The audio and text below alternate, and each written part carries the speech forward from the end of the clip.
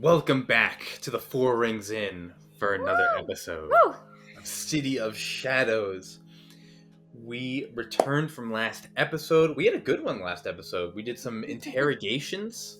We found out about the a meeting that was supposed to happen with Hambel Venor, a cultist of the cult of Cinderfall, occurring in just a few days. Eleonore picked up some paperwork for Renshor and set up a wonderful study date this evening, which was a little bit blown off by Renshor as he went to do some errands for his father and ended up agreeing to stepping into the fencing ring for some accolades with the counts and their company, especially Count Warwick, the Count of legal betting across Dahlia. But as we return to the crossed bows, are you ready for a scary story?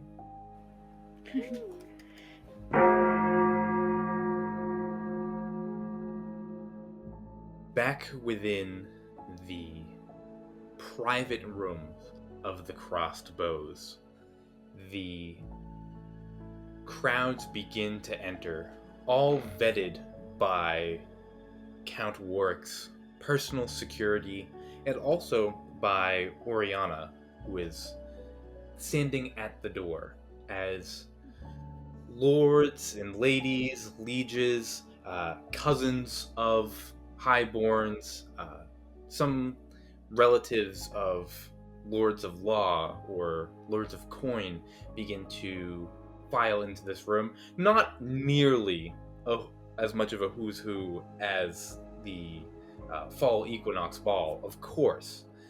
None could compare. I thought this was just a couple people. I didn't realize this was for the whole town. No. There is probably about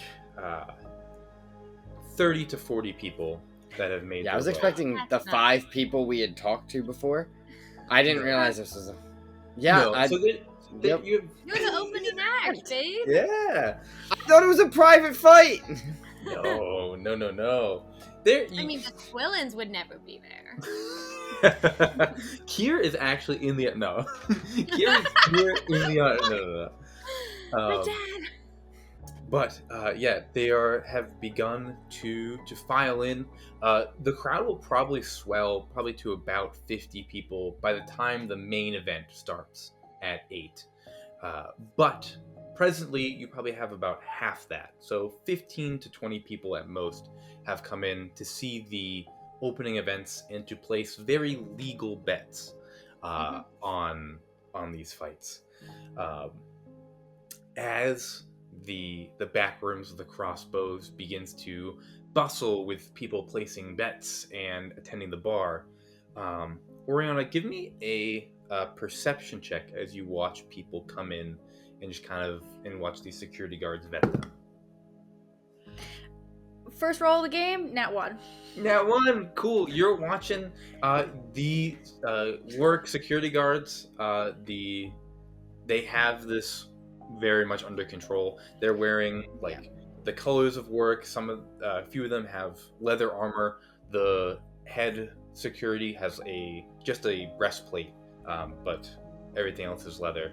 And you watch them, and they have this down to a science. Yeah. And You said earlier that I was also there vetting people. I was like, I'm absolutely not working for this club by any means. I know I'm standing near the door, but my attention is still focused on Renshor. I am his bodyguard for this night. I'm not really worried about the other people coming in. I mean, I'm watching people come in, but my focus is more on the immediate people around Renshor. No, absolutely.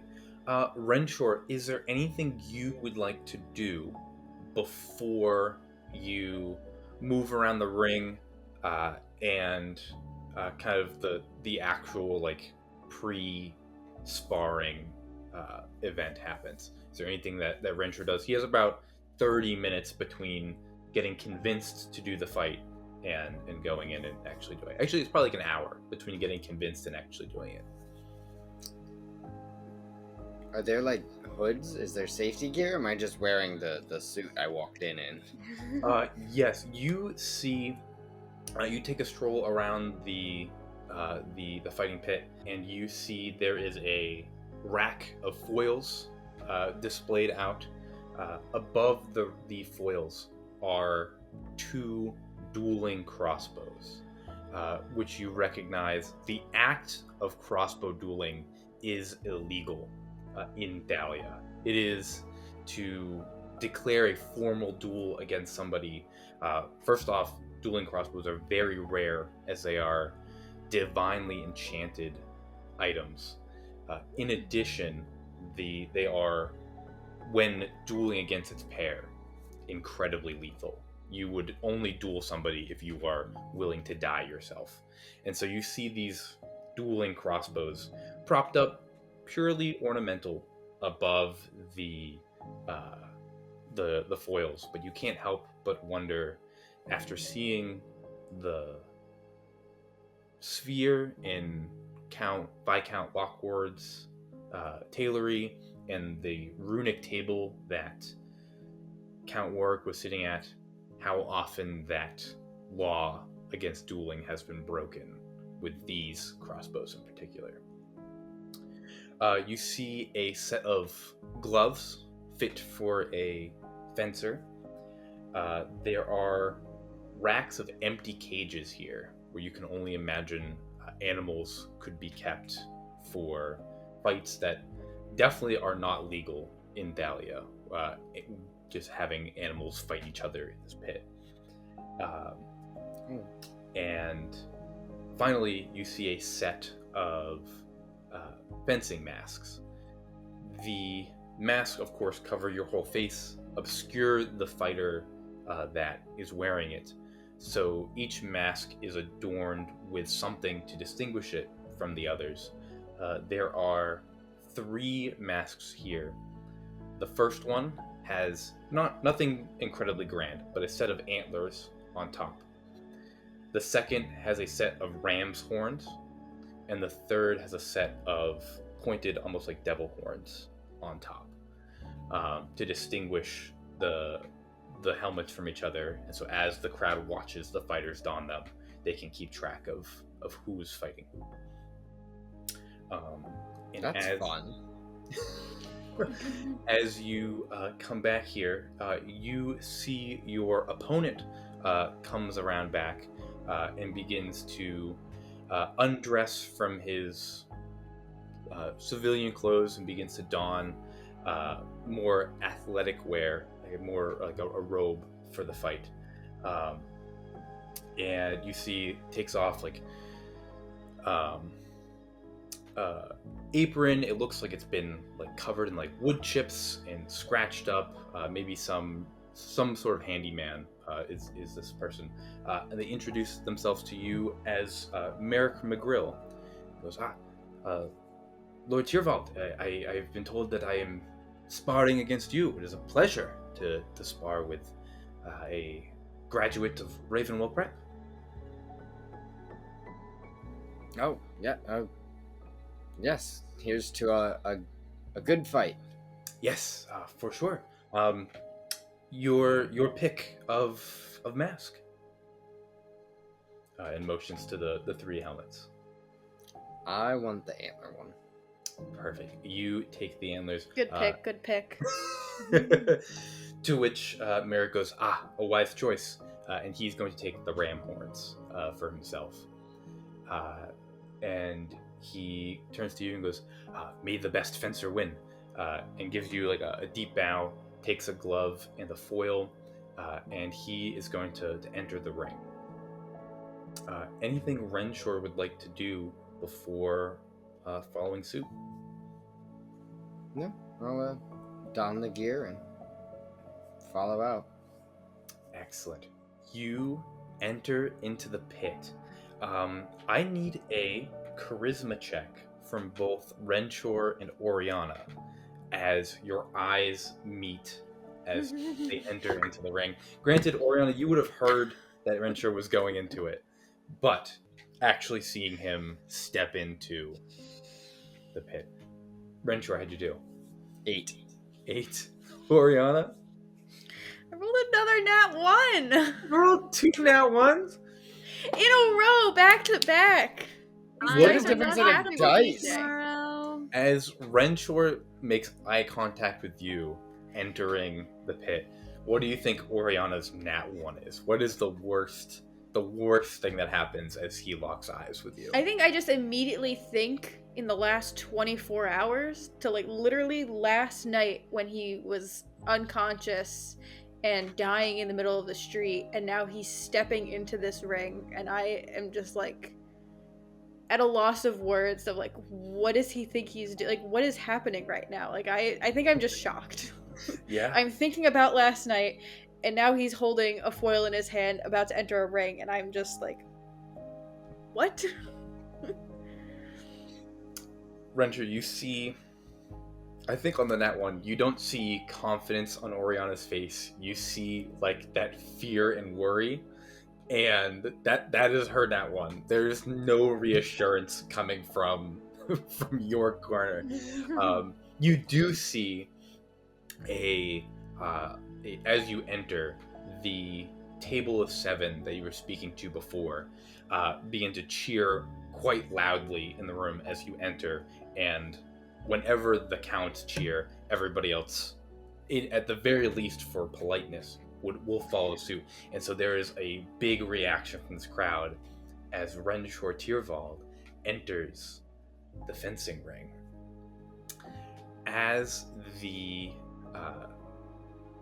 referee for the fight begins to announce the fighters and go through the rules, I'm going to run through the rules of this duel for everybody. A duel in Thalia is a little bit of a homebrew mechanic, and to get the full details, we'll include everything about our duel mechanic in the during our break today. But for what's going on right now, the quick and dirty, a duel is going to act like a rock, paper, scissors. It's a one-on-one fight, and it is quick and it is intense. A fighter can attack, they can block, or they can feint. Attack is obviously an attempt to strike. A block is going to attempt to stop that strike. And a feint does not do either, but it sets you up strategically for whatever your next move will be, whether that is a block or an attack. If a attack, block, or feint is done in succession, future attacks, blocks, or feints are done at a penalty until a different maneuver is done. And as the rules of fencing go in Thalia, the strike on an opponent does not deal damage, but scores a successful point for the striker. If both fighters strike each other at the same time, the person with the higher attack roll will gain the point, the first to strike. First to 3 points wins the fencing match. As the crowd becomes more rambunctious and our fighters don their helmets, the bets are placed. Renshor, you have some money on the line, on yourself, on this fight. But to up the stakes of the match, ladies, I'm going to give you the opportunity to buy in a little bit. Now, both of you, your characters, are doing quite well for money. So we're going to bet something more valuable to you. Both of you can put in up to 8 hit points and bet those hit points. If your fighter wins, you will gain that many hit points. If your fighter loses, you will lose that many hit points permanently from your match. The reason 8 is the magic number, because after 2 level ups from rolling your hit dice, those can fluctuate a little bit. So there's the opportunity to roll high, to roll low, just in the level up. So in game, that's kind of where there's randomness in the level up, and so there's a little bit to play with there. So you can bet 8 hit points, up to 8 hit points, between 0 and 8.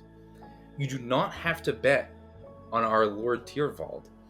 I'm going to have Jake close his eyes real quick, and I'm going to give you some of the stats for his opponent, as you'd be able to size him up looking at him.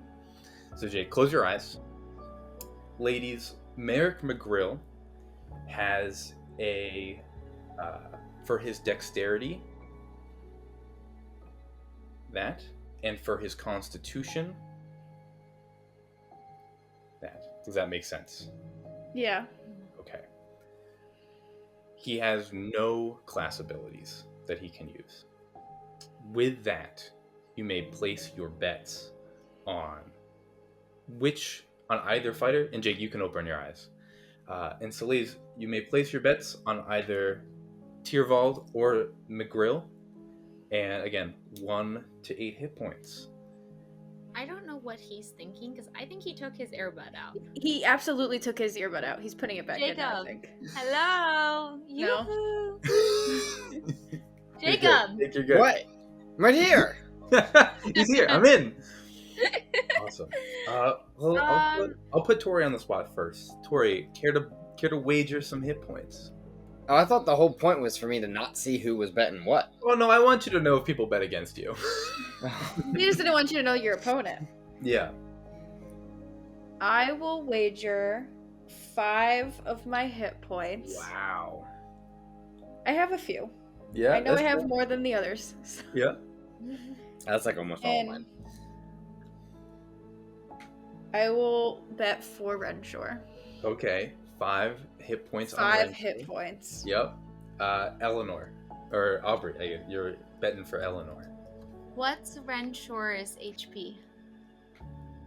HP? Does that matter? It's 18 right now. Not in the dueling. Okay. So I have 23, so I will also bet 5 points. Also 5 points. On Renshor or on McGrill? Well, I was going to do it for Renshor, but I think it's more exciting if I do the opposite of what Orianna does, so that way, either way, someone's winning and someone's losing. So I want you to know That's a bad choice. I'm going that That's a bold choice. Aubrey was going to vote for Renshor. However, to make it spicier, I'm going to vote for, what's his name? McGrill. Merrick McGrill. Merrick McGrill. All right. I will in no way attempt to throw this fight. My goal is to win. You fucking throw this fight after I that's what I'm put saying. 5 HP. No, I am all in. I got 5 of Eleanor's hit points riding on my back, and Jake, you have 5 of Orianna's hit points riding on this fight. She's got plenty to lose. Okay, I don't have that many. Okay, let's be clear. With that, the referee begins the fight, and the two fencers approach each other. The first round begins. Jake, Renshor, when you have your first move, let me know. Yep. Okay.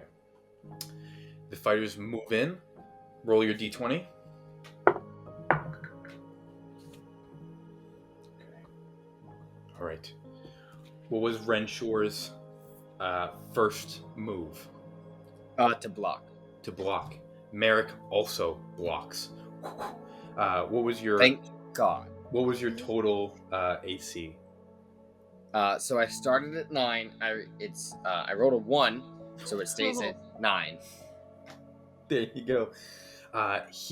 Merrick steps in, and with like a big flourish of his sword, of his foil, he gets his AC raised to a total of 18. But both fighters respecting the distance, moving back and forth. When you have your second move, let me know.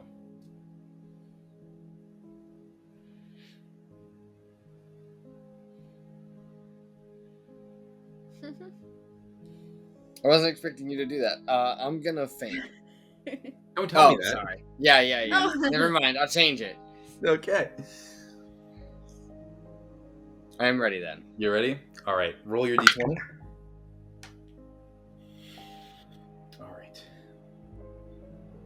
Okay. What does Renshor do? Now I have to think about the fact that I said something. I mean, if John already had his thing picked out, you saying it out loud ahead of time doesn't change that. That is true. Okay. Sorry, what was your question?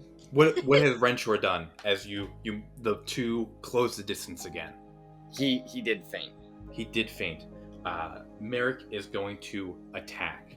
So Merrick rolled a 14 to hit. Does that beat Renshor's AC? Yes. I believe it does 9. So you see Merrick moves in, boom, his foil strikes Renshor straight in the center of the chest. But as he does, Renshor fainting, you move and poise yourself for another attack, an immediate follow-up. Do you know your next move? I do. All right, roll your d20. Okay, Renshor, what did you choose? Attack.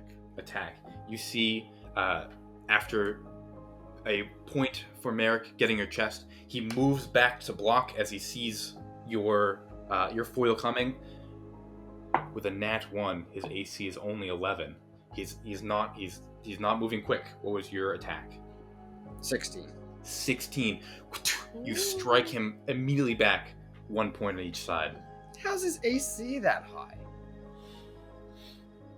You wore armor into this? You didn't wear It's armor. not fair. Didn't you hit him? Yeah, Okay, then why are we complaining about his AC being high? because I didn't think we were allowed to wear armor into this. He's not wearing armor. He's a good man. Quick man. Do you have your next? Yeah. Your next thing. Yes, I Game do. match. Game All right. point. Roll your d20. It's 3. 1-1.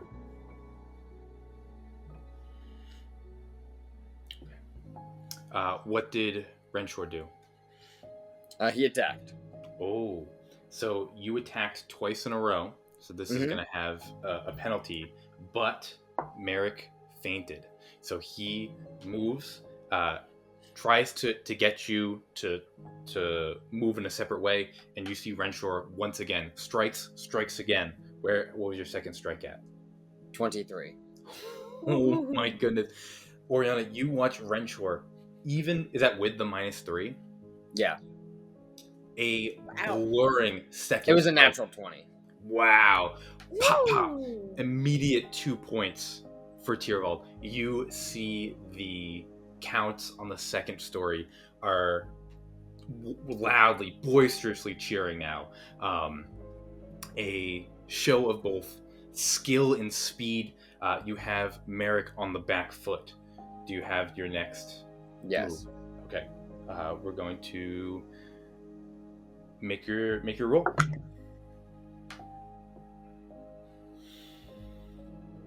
Okay.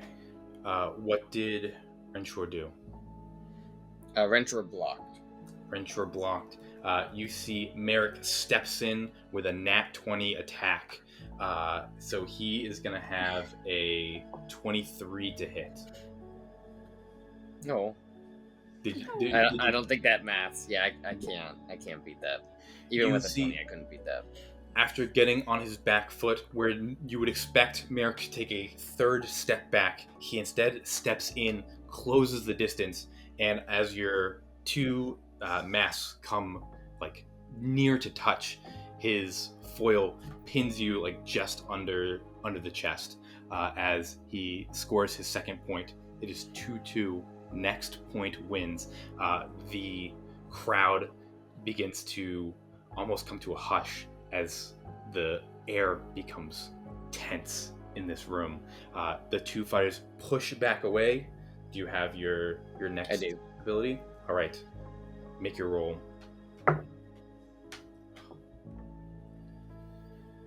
This is a lot of math. That's the game. Yeah, fair. What did Renshor choose? He attacked. He attacked. Merrick also attacks again. both swords come in, so it's just a matter of who 24. rolled higher. 24. They rolled a grand total with the penalty from the last strike, a 4. Oh. Yeah, I think with his nat 20, he could only get a 23, right? So yeah, you see, they both move back in. Renshor, perfect form. What is your finishing move for Merrick as both of you move back in? Both of you swinging, thrusting your foils together. A lunge to his shoulder, and like his is obviously coming towards me. I just beat him out. Yeah, it is so quick. His Renshor's footwork is perfect, and the crowd erupts in the room. Orianna, with a successful win for Renshor, you can add 5 hit points to your maximum. So cool. That's fun. I told you it Eleanor, was a bad choice to bet for the other guy. Merrick has Should have bet lost, more. and so you are permanently down 5 hit points. Eleanore just at home, like sitting on her settee, waiting for them to return. Like it's the hours clicking by. She's like her heart just starts to hurt, and it physically pains her down to 18. But now we twin in our HP. Yay! How much I'm money? over did I 30 get? points now.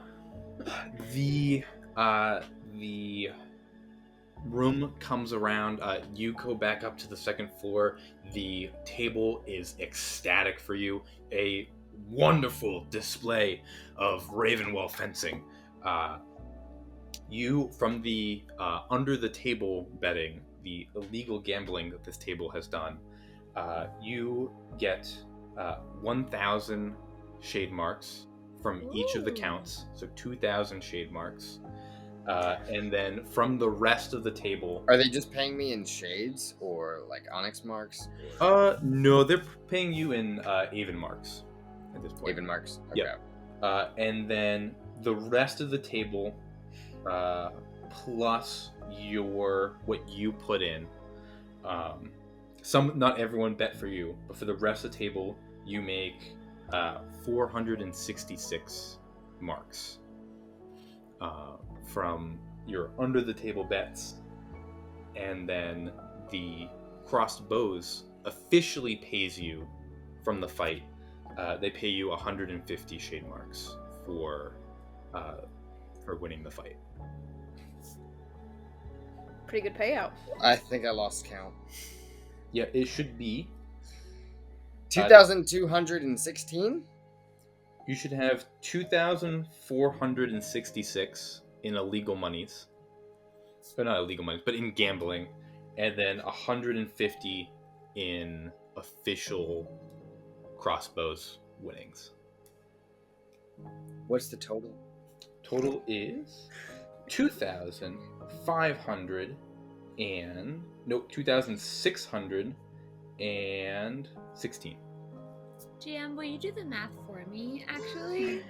Can you do the math? But he's also not doing the math for what I had, and so I had already erased that That's number, true, so I was trying to remember that one. Rookie mistake. And Renshor, you see the counts and their company are ecstatic that you got into the ring to begin with, and then did this fight. They order you around from the bar, and they're, Renshor, stay again for the rest of the evening. Keep us company. What an incredible show of sportsmanship. I have prior engagements. There's a groan from the table, and that before Count Warwick waves them off, he says, I understand. A man is busy this time of year. Keep up with your engagements. It has been a pleasure, Lord Tyrvald. And he shakes your hand before he'll personally walk you out of the crossbows. I will see you again on the 28th. Yes, most certainly. We will see you at the hearth. Claps you on the back. And... I meant for my winnings. Oh, yes. And the 28th. What do you what do you The plan on? Lords, Ladies, Lieges tournament. Oh, you placed some money on that as well. You're confident in your bet, I see. Yes. Actually, before I go, and I'll put another 10 Avon marks down on it. Okay, so 110 total. Oh, a 10 even. Oh, okay. Yeah. You Warwick gives you a nod and goes, "Excellent. I respect a man with confidence and conviction. Enjoy your evening, Renshor." And he turns and heads back into the crossbows. And you find yourself in the main hall of the crossbows with just you and Orianna. Ready to go see Eleanor? Yeah, what the hell was that, Renshor? I mean, it was a great display of sportsmanship. I mean, well done, but a heads up would have been nice. I didn't have one either. They asked me to fill in. And you just jumped in? Yeah, sure, it was harmless. I'm not win like or to be so lose. spontaneous. Well, I gotta find something new to chase after. It's quite interesting. Well done. Thank you. Yes, the carriage. How did we get here? Yes, you quickly call for a carriage. One arrives. Probably, honestly, talking to Count Warwick, he honestly probably would have called you a carriage for you as a thank you for fighting in the ring. One of the Count's carriages arrives and offers to take you wherever you would like to go. Whoa, we're riding in one of Warwick's carriages? Yep, one of Warwick's carriages. This one has a giant W on the side, don't it? They all do for wilds. Oh. The other W count. Gotcha. It's probably not as nice as Eleanor's. Hers is custom. I don't know. The Warwicks are pretty rich. They make a lot of money. Well, they spend Eleanor a lot of money has too. As I hold up a custom jingling velvet bag. pink seats in hers, so it's hard to top that. That's true. That is very true. To Count Quillen's. Yes. You move through the city back to Darlington. You arrive at the Quillens probably around like 7 o'clock p.m. A good 2 hours after. Oh, shoot. Yes. I wanted to get her something on the way. Oh, yeah. No, we're already here. I didn't. No. I rushed your trip. You had some time. As you're moving through the city. We can spare 15 minutes for a stop. What would you like to get Eleanor? I don't know. We are arriving late. That is a wonderful gesture. What do you think she'd like? Flowers? I was thinking flowers, yeah. And maybe a nice centerpiece. Do you know her favorite kind of flower?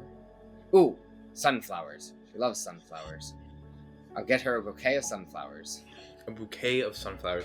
Horribly out of... Actually, sunflowers are probably in season this time of year. And it is not hard at all to pick up a bouquet of sunflowers. Aww. I have no idea whether Eleanor likes sunflowers or not. We're gonna find out. It goes great with the red, though, and she does like red. She does like her reds. Absolutely. Bouquet in hand, you arrive at Quillen Keep and are admitted in to the main hall. What did my bouquet cost me? They probably put you back. How much you willing to pay? That's the real question. That's true.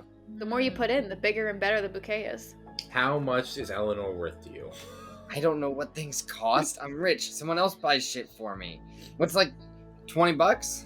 Yeah, so $20. 20 marks? Well, 50. 50. If 50 you're getting her a marks? nice big bouquet, a nice 50 one, marks? That's crazy. fresh cut flowers, like you can easily spend up to 100 if you wanted to mix in other types of flowers. Oh, You're only getting one type of flower. 50 is for a count. I mean, do sunflowers even grow in Calidor? Is the ground too cold? Those are probably maybe. imported in.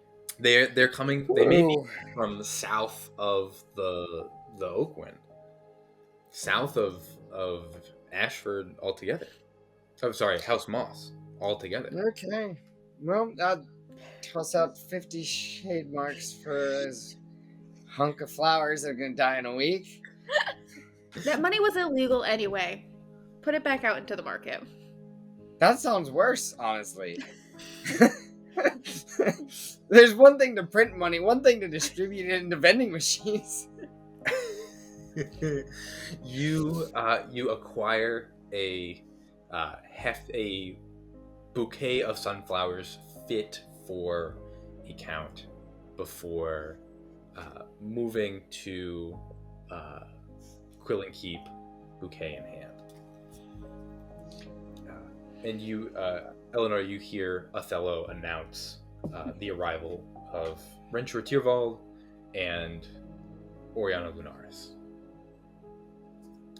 I come like running down the stairs from the study where I have everything prepped and ready to go. Yes. How do we find Eleanor? Yeah. I think I set everything up, and then I like told the cooks to like make like soup, their favorite meal, like that kind of thing. I was like prepared for like this whole dinner and stuff, and now I don't know if they ate or not. And so I told the cook to like hide it in the back and like keep it warm, but like we don't want to set up the dining room table because it's past dinner time.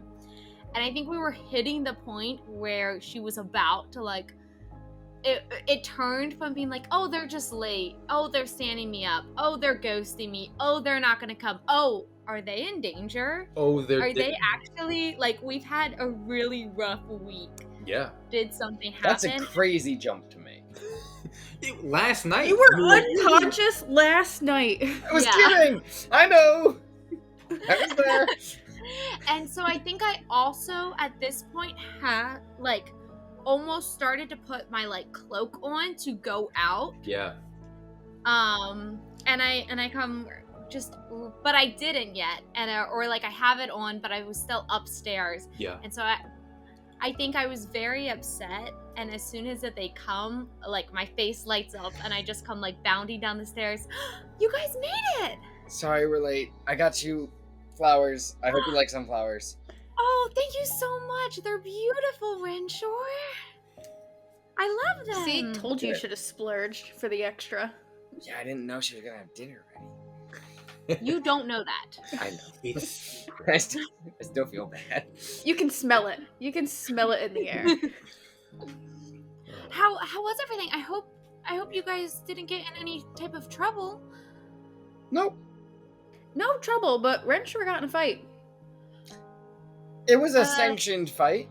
A betting fight at the Yes. crossbows. Yes. I'm Foils. sure you're... No swords.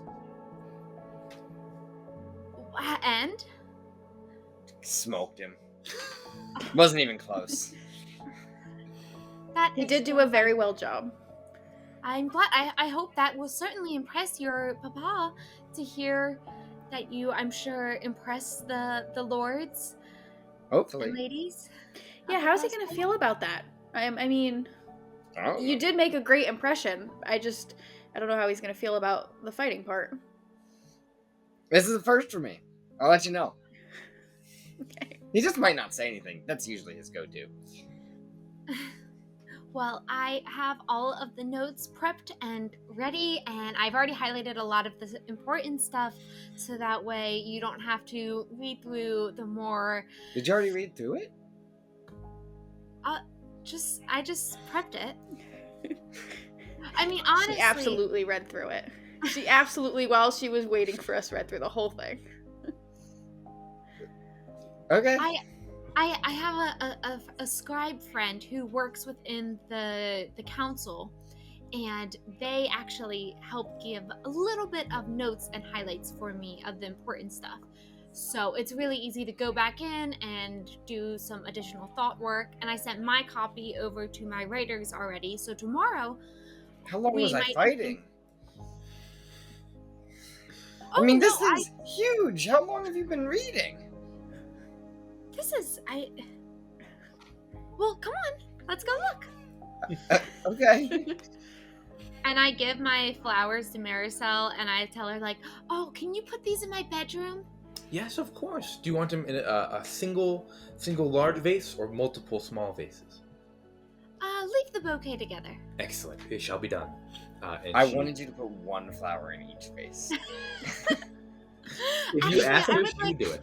Each sunflower in its own vase sprinkled across the house. Of course. We have more than enough vases to accommodate. It shall be done.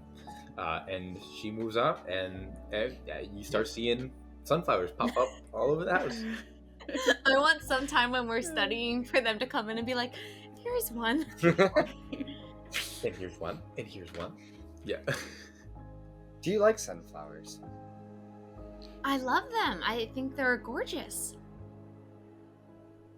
Somehow, I can't tell if you're actually telling me the truth. I'll just take your word for it. You can make an insight I was check. gonna say, can I roll an insight check to know Yeah. if Eleanor's telling her the truth or not? Yeah, I would for do sure. that too. So I think this is our first inter-party check.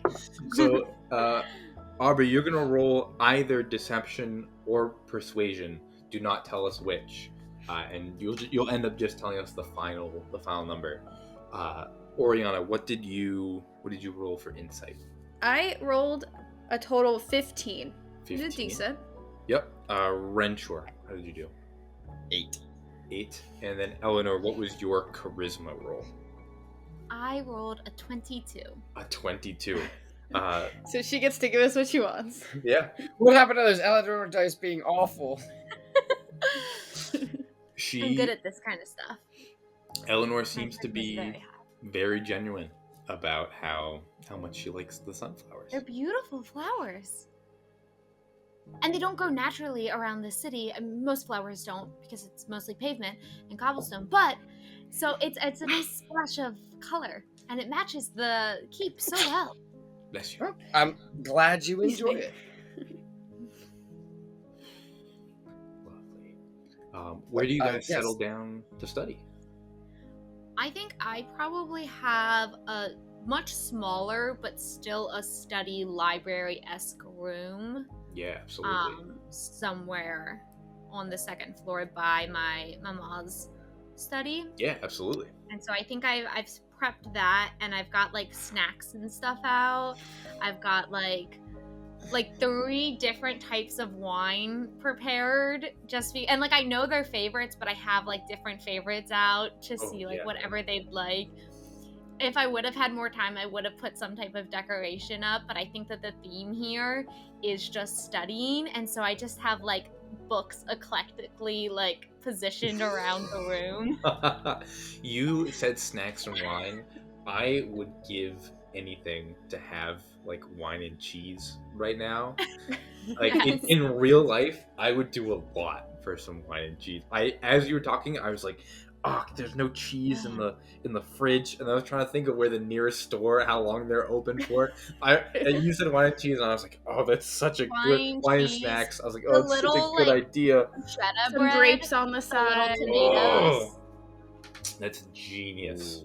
That's genius. And then on the books all yeah, that's so good. And the 3 of you, settle into Eleanor's study sesh. The 3 of you begin the study session so well put on by Eleanor. Where do you guys start? With the cheese board That's fair, yeah. and the wine. And the wine. I think I've laid out the copy of the full transcription, and then I also have additional note sheets of kind of important blocks moved over that have space beneath them for notes. Oh, perfect. And so I'm just kind of handing Renshor his copies as if I'm a tutor, and I'm like here's your study guide. Are you guys sitting down at a desk, or are we more casual on couches in this study room? We're probably on couches, and then big coffee table that is high enough that you can use it as a desk. Cool. So what kind of notes are you handing me? So you're getting the packet of the entire transcription. Mm-hmm. But then I'm also giving you sheets that have an important quote segment at the top, and then the bottom half of the page is got lines to write notes on. And so I probably have John, how many important highlighters do you think comes from this meeting? There's probably 5 or 6 really key items in there. And it's got different quotes from throughout the meeting, everything you need for this point, what counts said what on it, if there was agreement and dissent, a very formalized note page of the information. And then the bottom half has just got your space for your own work. So Renshor, here's the first section. Here you go. And it says at the top,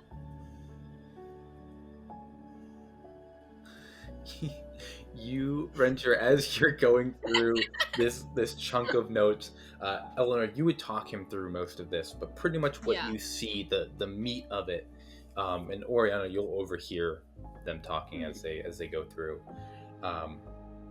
Pretty much the high priest came before the Pristine and proposed, as a way to boost the royal treasury, the enlightened would be willing to forego formal payment for all of their services.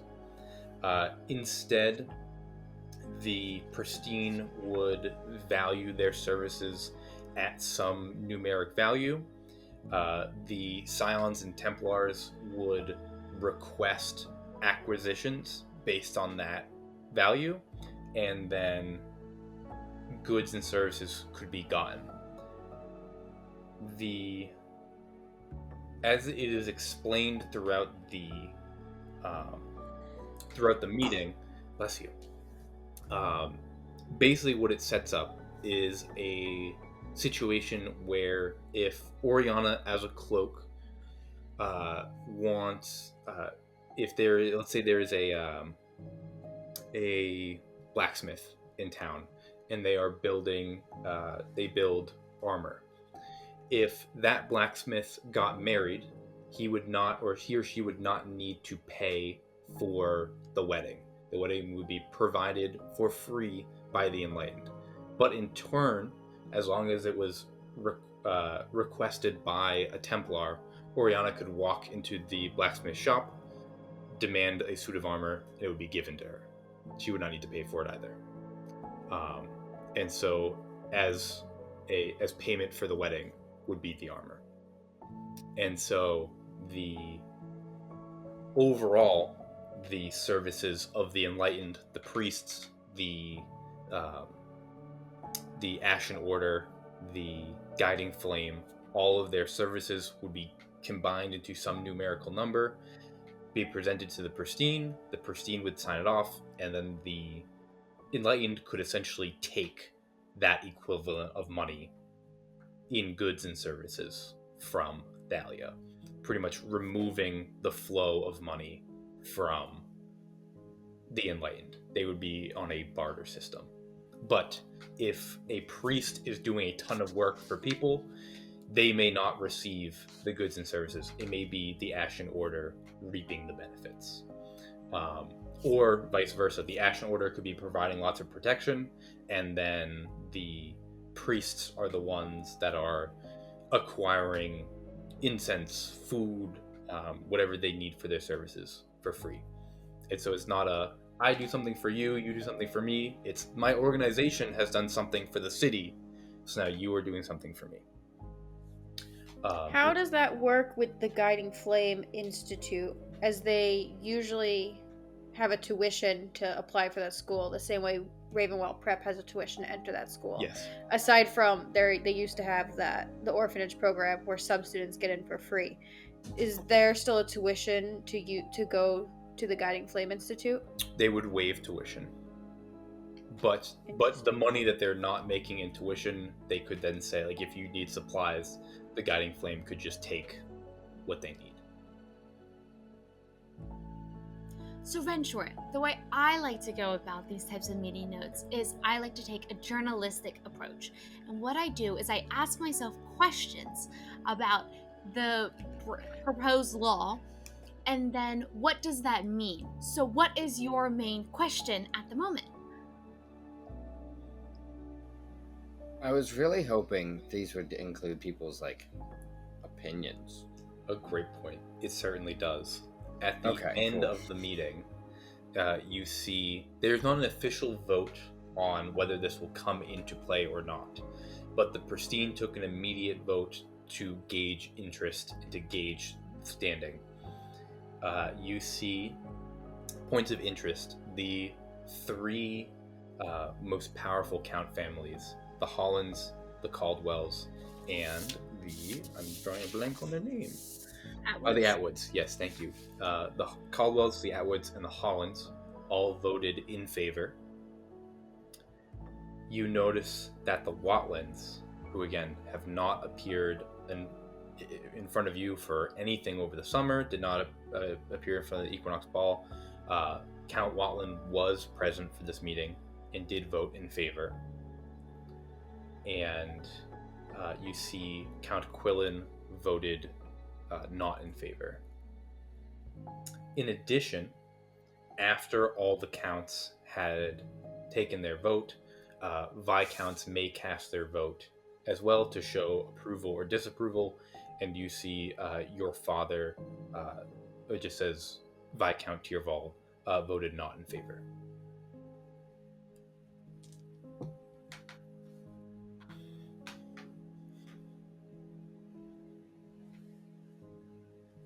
So one of the biggest questions I would ask when looking at this is, what if a citizen does not have a goods or trade to offer? If they are not a blacksmith, but simply a lower class worker that, perhaps works in a factory, but they do not own the factory and cannot promise those goods or services, are they then going to be denied acts from the enlightened because of that lowered status? Because obviously that's a concern. Well, to me, it sounds like, if you don't mind me interrupting, that person would still receive goods and services. It would just fall on the blacksmith to probably provide extra services, since they are the one who have things that the Ashen Order would need. And so it would just be an unfair equivalent as to who's providing services. But with that raised, does that mean that the enlightened now have the ability to ask anyone for any terms and services? If the blacksmith never needs anything from the enlightened, who can the enlightened still call upon them to provide goods and services? Well, I think the point would be made from the point of the enlightened that the blacksmith is always receiving services, as there are cloaks always patrolling the streets. They're doing services for the city, and they live within the city.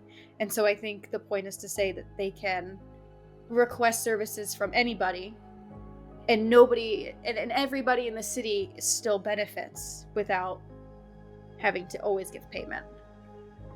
Eleonore, you would, with that keen eye, see that, as you kind of discuss this with Orianna, both the situation where the blacksmith is like overburdened with requests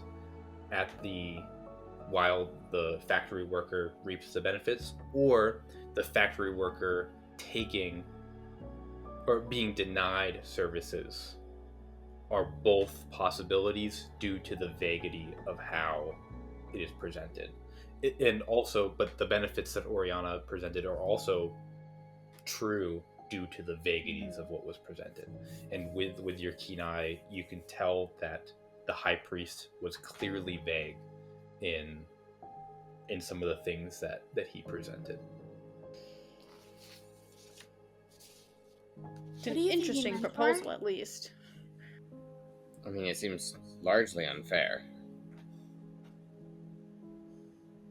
Also, why? Yeah. Well, the proposed reason, as you can see here on page 5, is they are citing that the treasury is low due to war efforts and such. The economy is not at its finest, and the enlightened do take a large percentage of the treasury each year to fund their what has previously been, besides the Guiding Flame Institute, a nonprofit organization given to the people by the Pristine, and of course the High Lord. And if that is removed, then we would see an influx back within the treasury.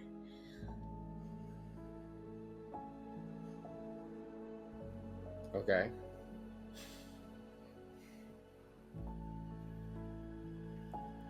So the Pristine makes more money. Yep. So The Enlightened gets to do what they want, and the Pristine gets money. Is what I'm hearing. Why don't the Enlightened just not take the money from the treasury?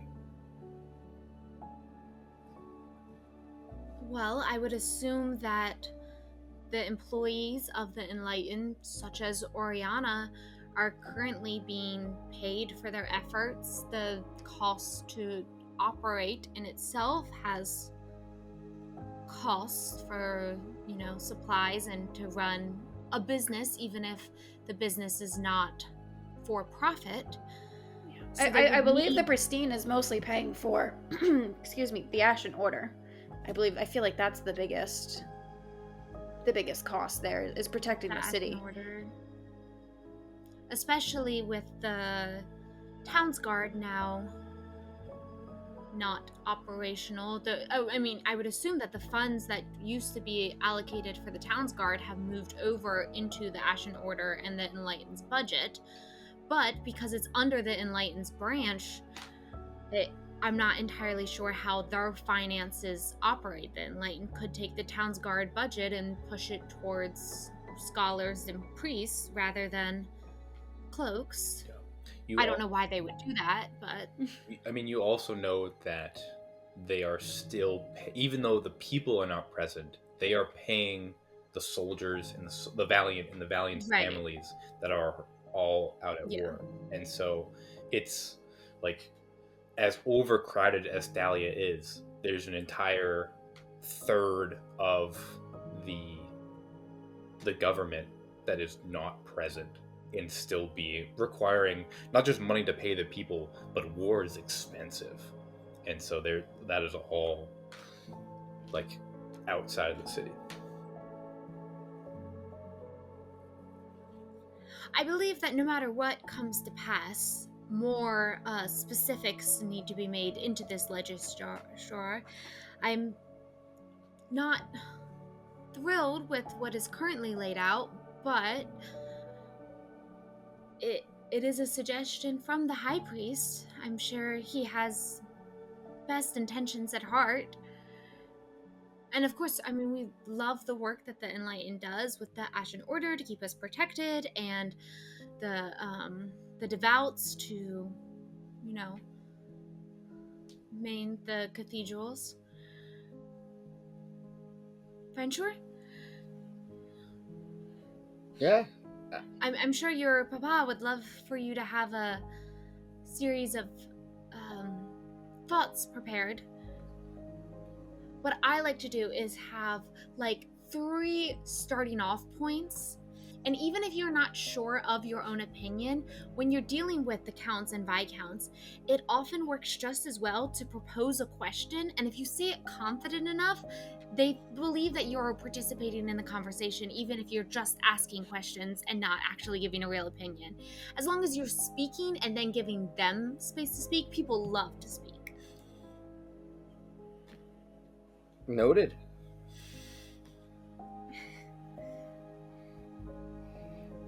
It's just so much.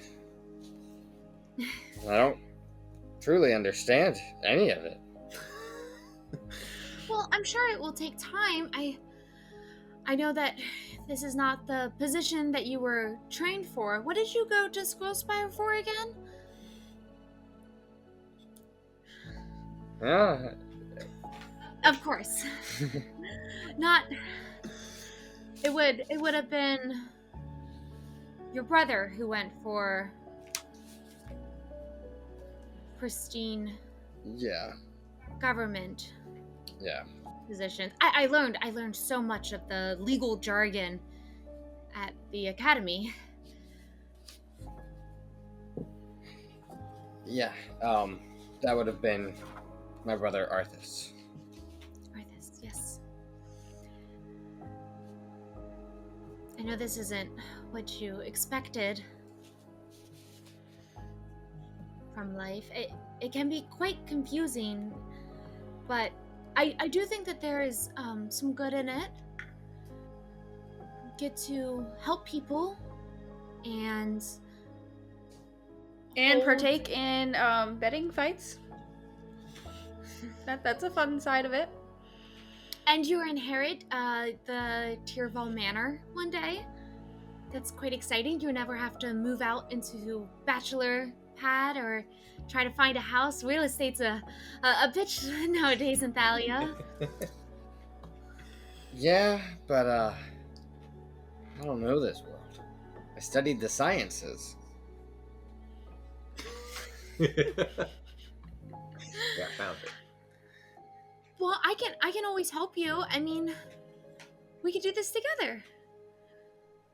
It's just, I can certainly try, but this all just goes so far over my head. But, And they're not always this complex. I mean, this was proposed as an emergency meeting, which why it could not wait for the next real Pristine Council, I am unsure. But usually we take months debating over every little issue. So there's a lot of time to learn, and if you make friends with a scribe, they can always give you cheat sheets, which is delightful to have. And I always work with my writers and journalists to get their opinion and try to form a better opinion of the public, and I can always share that information with you. Besides, I don't think Arthas is going to be letting go of the reins anytime soon. That's true. That's true. Yeah. Okay. As long as I have you, I it should be easy. You just have an extra vote in your pocket, which works out for you. Well, the Viscounts don't necessarily vote. Oh, what do we do? You attend. You sway opinions. You, certainly have a formidable position, but Viscount attendance is also not mandatory. Of course, with your father, he always attends and is mandatory for the Tyrvals. He's made quite a good career out of it. So,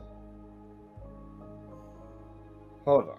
So I get to sway opinions, but you're already swaying my opinion, and I don't have to go? This is easy. I'm not quite sure if your papa would see it as such. Well, he doesn't need to know those details. He will know if you're attending or not. Well, but yes, we can make this as easy as possible. And if, when your father retires and perhaps he'll go to the capital for a bit on business or something, you could never attend again. Yeah. Okay, I could do this. Yeah. I think you'll make a wonderful Viscount, and I think that your opinion truly will matter, and you can make a great difference attending once you come to learn the business. Jake said, yeah, like a student in college who just realized that they don't have to show up to class. They can skip if they want. Yeah. I'm not living at home. I don't have to go to school. I can just not do my homework. It's that easy. Yeah, you're right. I don't have to go to these meetings. That was awesome. I will. I will go, and I will learn and watch and sway. But I can't promise I'll ever love it. Well, I understand. But yeah, I think I got everything I need. The Enlightened are trying to initiate a trade economy, not only for themselves, but as an organization, not an individual. Very vague, very set up to be unfair. Lots of people like it, but we don't. Here's why. Got it.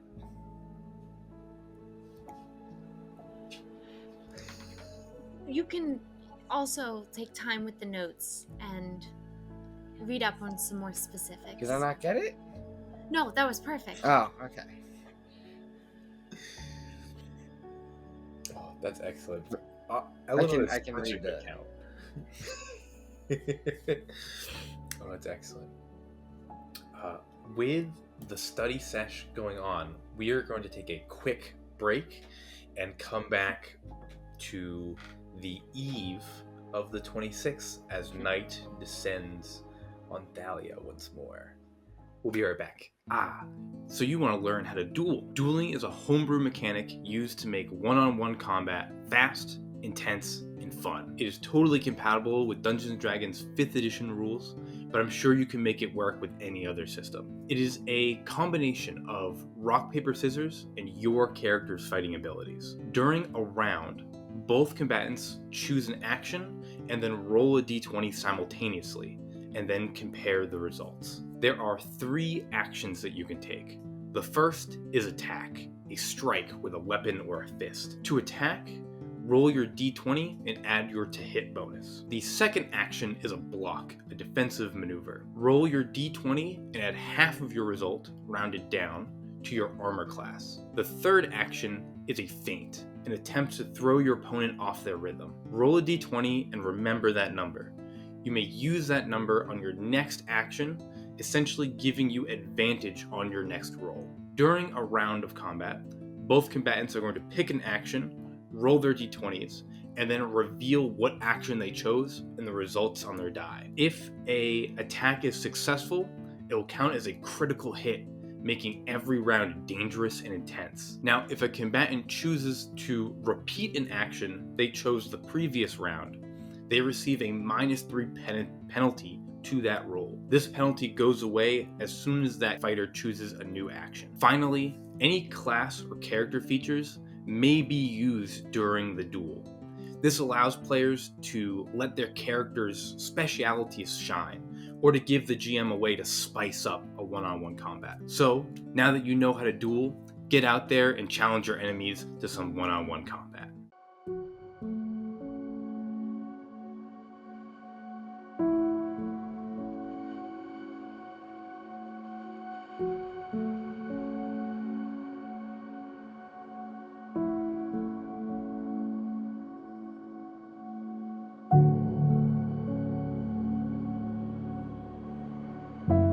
Listen, you've seen how dangerous this cult of Cinderfall is getting.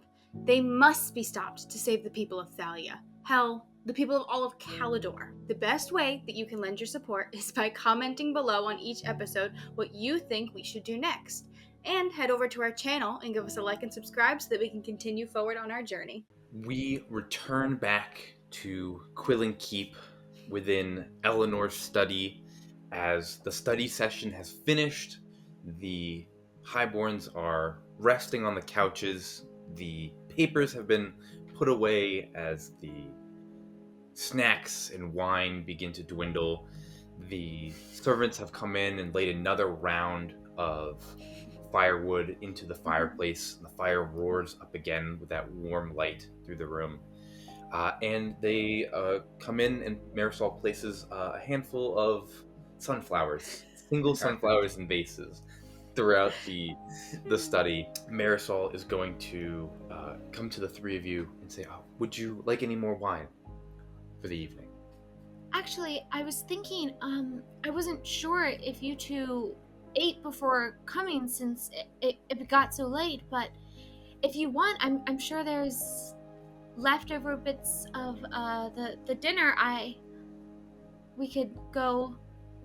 Yeah, I mean, we were so caught up at the crossbows. I mean, I didn't get a chance to eat, so that would be wonderful. Yeah. Thank you. It's not much. It's just a small meal. We have a variety of soups prepared. Yeah, I mean, yeah, that's amazing. Thank you. Yes, of course. The dining room will be set within minutes, and soup will be served. And Marisol turns and begins to re-prepare the dining hall to be ready. Just for... put new firewood in here. Nice. Hey, we'll stock the fireplace in the dining hall as well. I feel like a bit of a dick. Wood Now, is of Renshor. no scarcity around here. We will be fine. Now, Renshor, this is another hint that this is another tip that I have for official Pristine business, is that when you're done, get a nice treat. Because sometimes it can be long and boring, and sometimes I forget to eat because I get so involved in the work. And so I just try to, every time after we're done taking notes, the study session has ended, to have a bit of a reprieve. I can do that. That sounds like the easy part. I don't know, one day you'll get so caught up in your work, and I'm sure... Yes, between not showing up to council meetings and not voting, and giving myself treats for doing it, I think I can manage. Now you sound like a Viscount. Perfect. Miss Eleanor, the dining hall is ready. Marisol says. She just Splendid. peeks her head and then leaves again. And as we're kind of walking down to the dining room, I want to just like pull Renshor to like kind of step behind and hope that Orianna just is distracted by the soups and the smells. Orianna does like soup. The smell is just wafting out of hungry. the dining room. And like we're still walking along with her, but try to fall back a few paces. I think I can kind of see it happening, but with the relationship going on between me and Renshor, and I know that you guys have still been close over the summer, like, I'm, like, totally fine being, like, yeah, giving them their privacy a little bit and continue to, like, walk ahead of you two and just... Yeah, like, I have, like, one your of relationship the is note closer. papers out, so it looks like we're still just doing, like, Yeah. official business stuff. More tips? Well, I wanted to speak to you privately. Are you okay? I am well, actually. Can you just pop back into the study real quick with me? I have something I want to show you. Sure. I'm just... Not quite proper, but who cares? We'll leave the door open. I don't think anyone would suspect us. No, anyways. So I'm quite I didn't want Orianna to know this, but well, I have something. And then I'm going to slowly pull out my bag that has all of the evidence and There's a lot of stuff in that incriminating bag. notepad, the drawings, and everything I don't want people to There's know. there's a fat stack of stuff in that bag. And I am going to pull out the sphere. Ooh. Oh. So I have something to show you too. You do? Yeah, I'll open up my little side pouch and also pull out a sphere. Did you find yours too? Yeah. I found this in the study. I was going over the notes, and I think this used to be Lucille's. Where'd you get yours?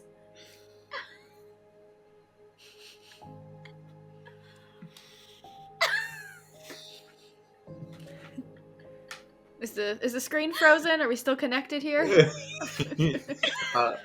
Eleanor, you see that Renshor's sphere could like swallow the sphere in your hand hold. Like, it is a size larger than what you're holding. Yours is quite larger than mine. I found... He couldn't help himself. Jake was in character, he was doing it, and he couldn't help himself. You broke the wall. Yeah.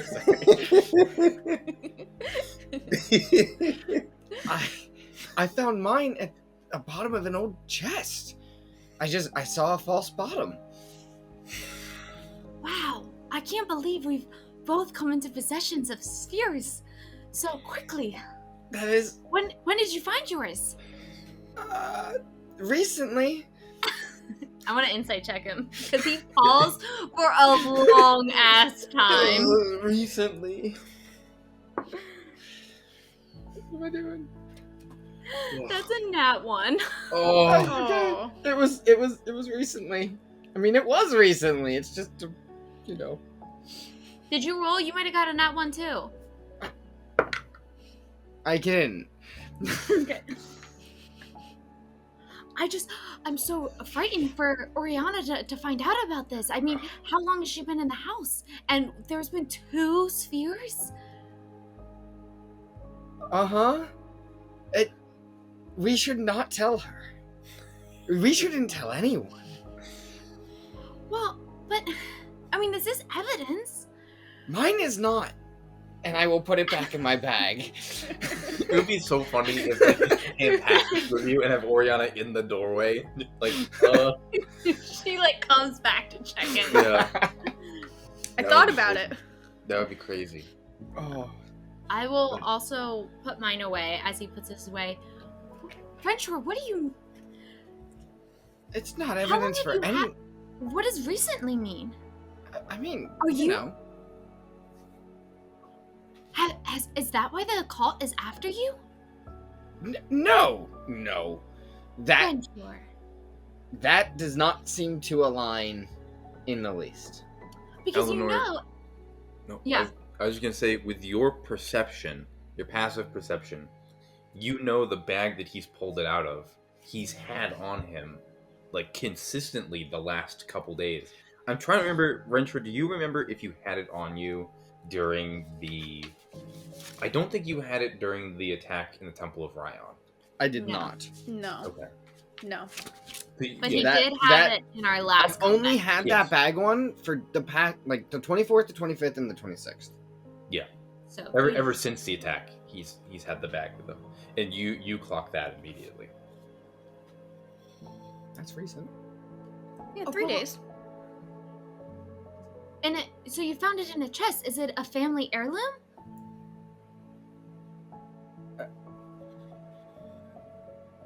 Yeah. Because your grandsire painted. Oh, Yeah. There's something bigger happening. have you used it? Maybe. Renshor, that's amazing. What happened? It was fantastic. And it didn't attract any of the depraved. Is that why one attacked you? No, actually, I haven't seen... I mean, a week ago this would have seemed like a crazy sentence, but I haven't seen a single depraved since I started using it. Interesting. I mean, the Viscount Lockwood did say that she's never attracted one. Perhaps it's the scale of magic? Perhaps. I know not. We definitely cannot tell Orianna about this. Oh, yeah, please don't. But perhaps I should tell her of... I want to hear so much about this discovery. You know, back at Scrollspire Academy, there wasn't that many mages because, of course, they would attend Drayden and the war and such. But the ones that were there who were on our side of the war and could no longer go to Drayden and had to train, it did always look quite interesting, even if this perhaps means that your grandpa was part of the cult that's trying to bring about Cinderfall. I don't know that this makes him part of that cult. He just had a sphere. A very large one. A large one, and painted the painting that marked the entrance to the Grinnis something. Carnus Grim. Carnus Grim. Carnus Grim. Perhaps they were just hiding it from the cult. But siphon casting, runic casting, isn't a biological thing. Anyone who spends enough time studying, so that doesn't quite answer why they need your finger or one of your family members. Yeah, I'm not quite sure, but Orianna's probably waiting for us. True. Okay, I still think that perhaps we should tell her of the one I found, since I believe it was... Yours is evidence, yes. Is evidence, yes, correct. But I just wanted to Unless... No. Unless... I mean... I think we should tell Orianna. I want her to have as much information as possible. She just seems so afraid of it. Of But all of imagine it. how powerful we could be. That's why I'm scared. Why did you say Well- it like a Sith Lord? Like, why did you say it like that? I was going for Green Goblin, but... Ooh, very good. No, you're 100% right. Very Goblin. You did an excellent job. How have you cast it? Do you have a spell book? I mean, I So don't even know what school this is. I don't have an official, like, book, but I have, like, a... notepad? A notepad. Yeah, it's largely just... With information? Is Yeah, that where well- you got the puppet quote? Yeah, I did actually, yeah. That's true. That makes a lot more sense than you just randomly stumbled upon it. I've been thinking about it. That's been keeping me up at night. That's weird. You didn't think that I could just like poetry? And find a passage Poetry. about the forgotten creature that lives beneath the catacombs that we didn't know existed? Not Well, quite. I mean, it wasn't that particular. It was a lot vaguer than that. I just Anyways, happened we to have... We Soup need to time. return to Orianna. I think she should be involved in as much as we can, but I don't want to show it to her, and I want Yeah, because she you doesn't to like help them. comfort when we bring it up, because I don't want to upset her any more than she already seems to be. She's just been so distant lately, Ran, and I know you have. I hate to complain to you, because of course everything that happened, and I don't want to put anything on you, but well, she broke up with you, but I don't know what I did. I think she's just going through it. And she's gonna push away, but we just can't let her. She told Chimette at the Temple of Ryan that it happened again. What? When? Oh, at the Temple of Ryan. She What said could when that he have showed meant? up to confiscate Hera's sphere before she so wonderfully returned it. Oh my gosh, I'm so happy that she did that. I just think that was so considerate of her, especially because I was Eleanor. worried about it. Eleanor, it's soup time. Soup time. I'm just sitting at the table, just like the spoon in the soup. I'm not eating it because you guys aren't here. But it looks good, and I'm hungry, and you guys are taking forever. And I'm just trying to be respectful. You guys needed privacy for something, but Renshor, sitting here when you waiting. look like you were crying, I just think On that would be the command? most believable lie. Hold on. Give me just a moment to think back to, this morning. Oh, right. Sorry. Oh, and you had to be alone with her earlier today. I'm so sorry. I just didn't want to be seen at the crossbows. Thank you for bringing it back up. Okay, I'm okay. Let's go. Miss Lunaris, would you like potato cream, rabbit stew, or onion herb? As the two of you return, Renshor wiping his eyes, and she's like, I see yours is getting cold. Oh, but potato cream is nice. They swap your current bowl out with a new steaming potato cream, and they bring it back. Can I actually have half a bowl of potato cream and half a and the onion herb, like Yes, combined? Within the same bowl or two separate bowls? Yeah, Yeah, same bowl. That sounds It shall be done, Lord Tierval. And they make this odd concoction. The cream definitely does not mix with the water, but it pools together, and they serve it to you. Yeah, I guess that would have been better to just have the onions and the herbs in. Oops. It looks odd, tastes delicious. Fantastic. Is everything all right? You guys took a while up there. Yes, sorry about that. We were just... No, that's okay. I'm sure there's pristine stuff that doesn't involve me, and I know my association with the Ashen Order and the whole. No, I never want to keep anything from you. It's okay. I get it. It's okay. Just making sure you're all right. I believe so. Though, what are our next plans? While you guys were gone earlier, I did a little bit of research on my own, and I was returning to some of the drawings that I did the night of the equinox. Well, and I have something to share with you two. Okay. I'll admit I'm a bit nervous to share it with you, Orianna. Okay. I was going through the drawing and I noticed some odd shadow movement, and I went back to my mama's study, and I think I discovered Lucille's sphere. I have it. I found a sphere that I would assume rolled out of her hand after the ritual. And you have it.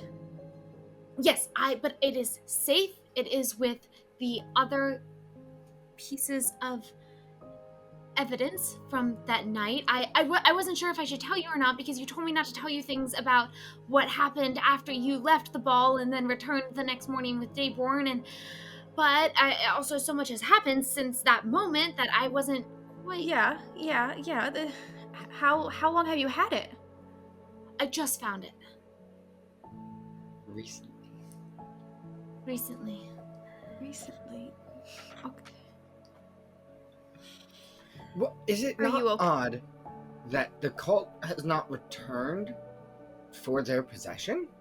Exactly. I was thinking the same thing, Renshor, because Harris seemed like they were collecting them to train new people, and if the stable hands are getting initiated into the cult, you'd think that they'd want more.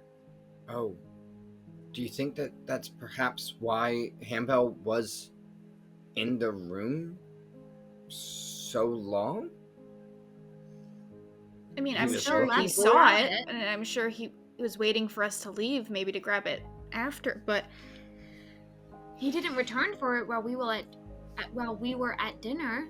Not yet, but he still could. No, I mean that night. We left the room for an hour before. How do you know he hasn't? He could have returned and kept looking for it. Would you notice a solitary rat in a closed study at 2 a.m? Whichever way, he didn't find it.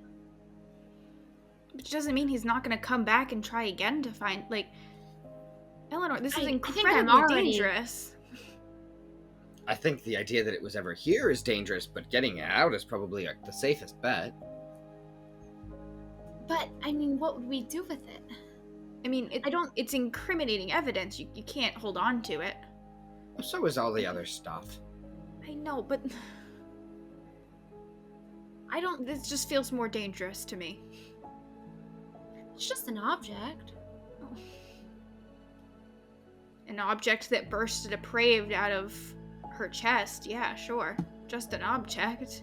I mean, that could have just been Hambell doing his magic. It didn't have to be spheric. Well, it seems like Lucille did it, but I think the blame is the ritual and intent of Lucille. I mean, would you blame a sword for killing a man? What are you planning to do with it, Eleanor? Are you trying... I'm not sure. I don't particularly want Dayborn and the Ashen Order to have it and know that it came from my home.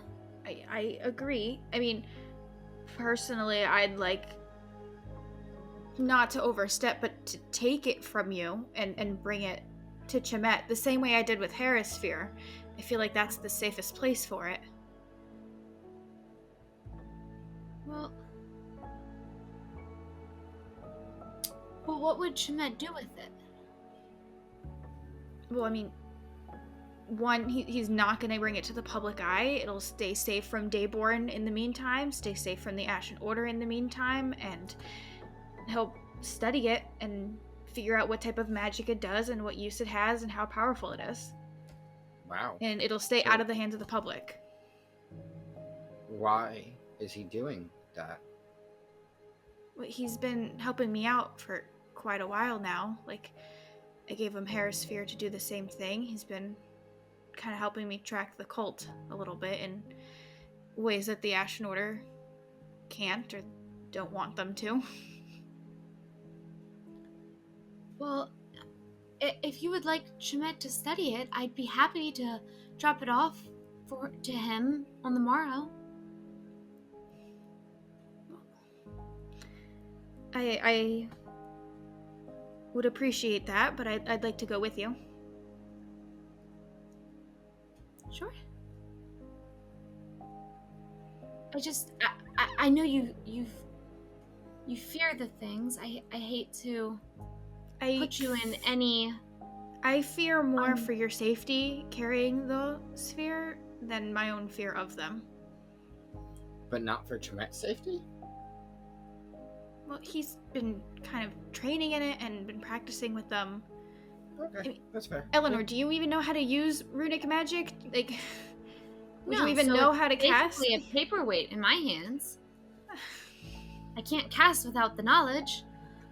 It's a I really don't know if you pretty could paper. accidentally trigger something. Like, I don't think that's how they work. I don't know. Of It's course, not. I'm more than Pretty happy. certain it's rather intentive to cast something. It's rather I know particular hand both of you movements. guys went off to Scrollspire and everyone had fancy things out there, and I'm not accustomed to that. I'm not used to it. I haven't been around them nearly as much as you guys have, and it would just make me feel a lot better to see Chemet receive it. If you won't hand it over yourself. Well, I will give it to Chemet to study, to help But you. yeah, but not to me.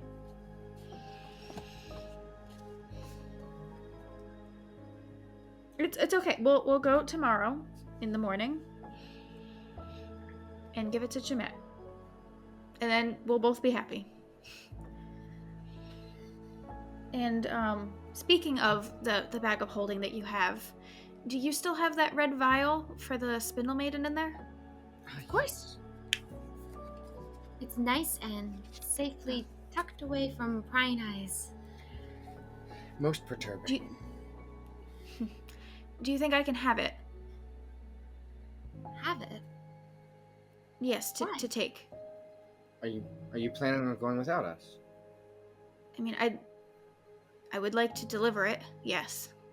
I mean, it seemed like you guys were uninterested or too busy to go, and I think I would very much like to deliver it tonight if I could.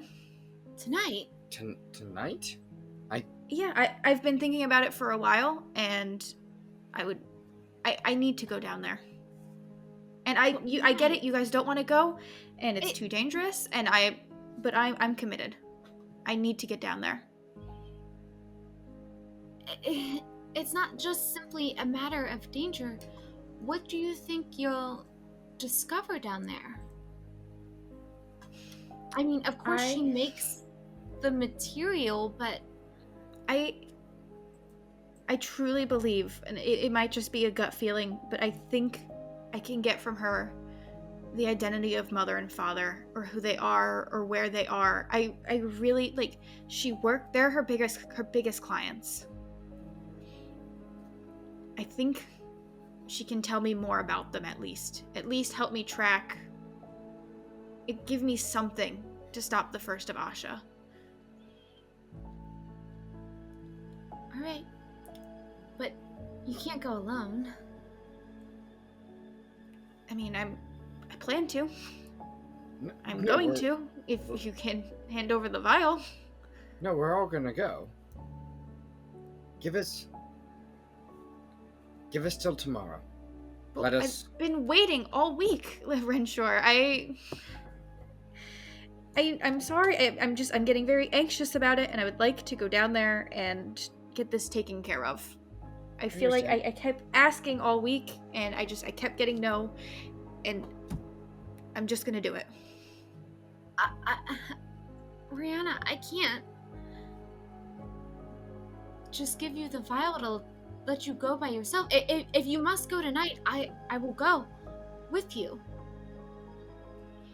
Orianna, remember how you felt when Eleanor went off to the woods without us? She asked us to go, we said no, and she went. And then we both just hated that she was in danger and we couldn't do anything. Yeah. Please don't put us in that position. Let us sleep. We're tired. You're tired. Let us get some weapons. You know, I have nothing if we encounter anything. We've run from every encounter. If we are to ask her questions, we cannot merely just run away. So let us get some weapons, let's get some sleep, and we will go tomorrow. Do you mean that? I do. We'll go? Have you ever known me to break a promise? No. Okay. So we'll go tomorrow. And you'll hold on to both the sphere and the vial, and we will go tomorrow. Great. Okay.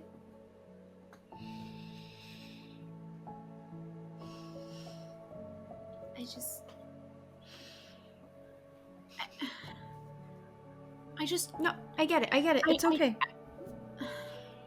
I don't want to see you in danger, Orianna. I don't want you to have to go alone.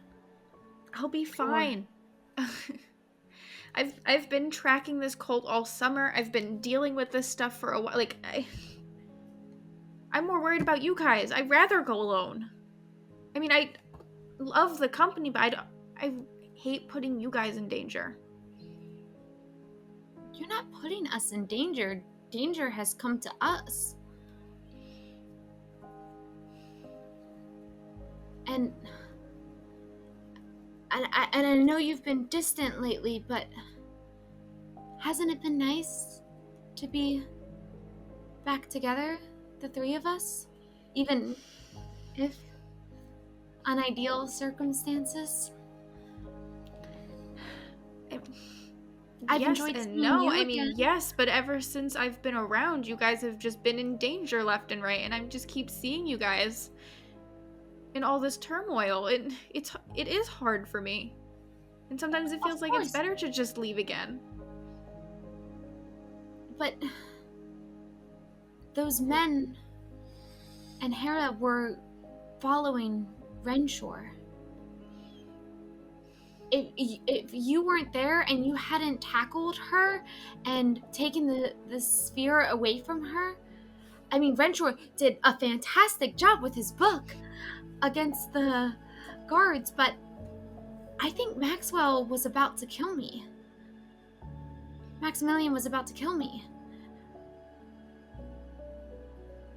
You saved us, and I don't want you to have to save us, but it is not your presence that has endangered us, and I'd like to think that it'd be your absence that would endanger us.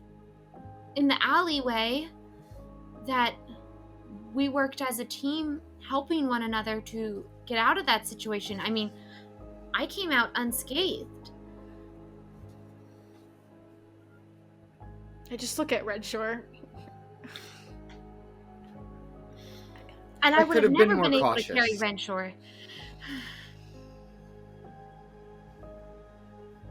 No, I hear what you're saying, and I appreciate it. I'm just tired, okay? I've been through a lot. It's been a very long day. Of course. It was a long day yesterday. It has been a long day.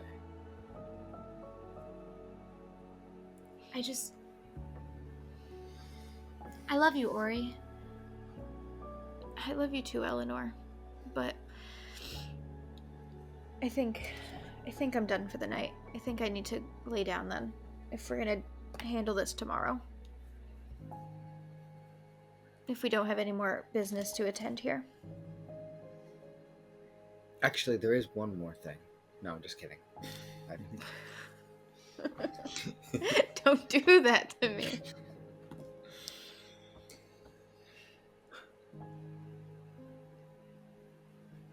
So, tomorrow then. Tomorrow. Sword shopping? Eleanor, I will come meet you here in the morning, and then we'll go visit Chimet, and then by evening, or by noon, we shall go weapon shopping. Am I, are you guys coming back for me for the weapons, or am I coming along? Of course, you need to get weapons. Renshor, Orianna's decked out. It is us who must prepare. Right, yes. Besides, I think that Stoneworth might have some really exquisitely aesthetic swords. I'm sure they always do. With that,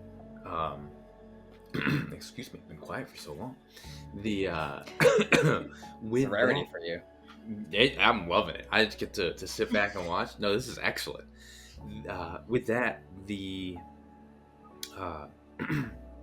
a carriage is drawn for Renshor and Orianna. Who could have walked? And would not from that would look bad on the Quillins to have guests walk home. A carriage is drawn up, unless there's anything the three of you would like to do before leaving Quillin Keep. Perfect. You are whisked away in your carriage back to Tirval Manor, and all three of you have a uneventful evening and get Oh, good. sigh of relief. An uneventful evening with as much rest as you can muster after a stressful couple days.